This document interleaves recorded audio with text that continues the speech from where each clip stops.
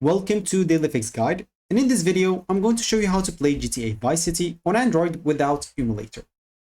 So let's just go here and open our Play Store. It's very easy, and you can go to search and simply go and look for GTA.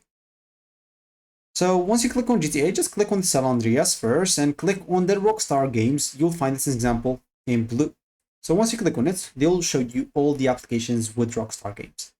So on all apps, just keep scrolling here until you find GTA Vice City.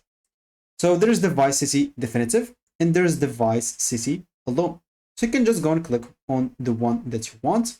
And as you can see, for me, this app isn't available for your device because it's made for an older version on Android or of Android.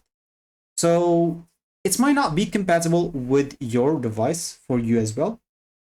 And if it's not, you can just go and try to lower your Android version or look for an old device that you have on your home, as example, to download it.